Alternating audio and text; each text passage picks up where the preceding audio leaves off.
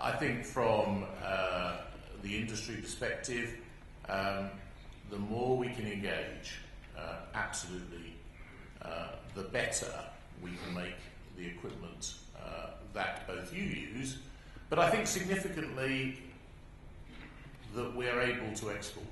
And I think Chris also gave me a very neat introduction. I'm a huge fan of what UKTI and DISO do in this space. We've found them really helpful. And I think from a Raytheon UK perspective, a limited company here in the UK with a very big brother across in the States, our ability to both have indigenous capability that we can export to provide ITAR-free solutions to other countries in the world out of a UK base makes it a very powerful partnership if we can work with the armed forces here. Next, please. But I do think it's interesting when I look at this export space, how closely the challenges that you face, the armed forces of the United Kingdom, are the same that so many of those countries we'd like to export to face. And I think these flexibility, interoperability, responsiveness, collaboration and cooperation, and inevitably affordability all play to this. I would give a neat example of how flexibly we can deliver equipment out of the industrial space, which applies very strongly to Mali.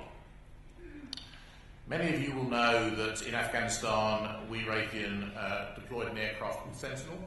It was ground tethered in Afghanistan. We then moved with a ground station. We then moved it to Libya, and it was not ground tethered. There were no ground forces, so it wasn't going to be ground tethered. It operated out of Cyprus.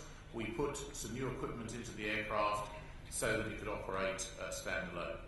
The aircraft was also deployed in Mali by an agreement between the UK government and the French government. And again, we had to change the CONOPS because it was operating in a different space with a different set of command and control. And again, we did that. Each time it took us 2 days. To your point, General, we can do it very quickly.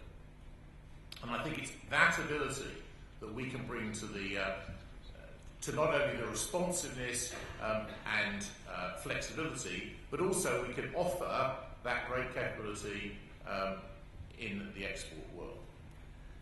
I think the other big thing that's becoming more and more true, both here in the UK and in the export space, is offering stuff that is low risk, off the shelf and tried and tested. And it's very interesting how many times potential export customers ask me questions like, is it being used by the British military? And it's quite interesting, that point about that Chris made about in this export space, the US are our competitors. Actually, we are fundamentally a UK company operating a US partner, and I have the ability to bring out of the US capability, work on it, integrate here in the UK, and export it with jobs in the UK. So actually, it's a win-win. I can make it a UK export, but using some of the US technology. Next, please.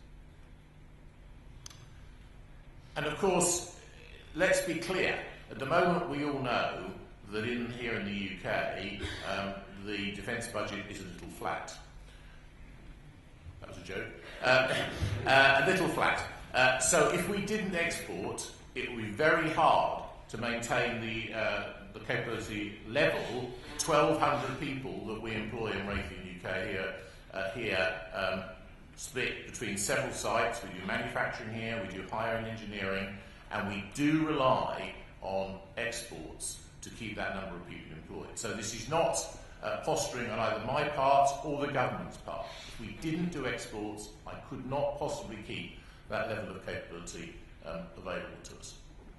And I think as well, it's interesting how many of the capabilities that we produce here, indigenous in UK, are now also being exported into the US. GPS anti-jam is one of the things I would think about.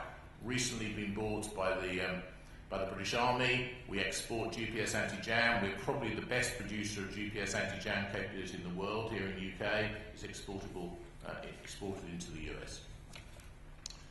Another interesting piece of equipment that we bring here is Boomerang anti-shock detection. Another very interesting piece of equipment developed in the US, brought over here, we support it out of the UK.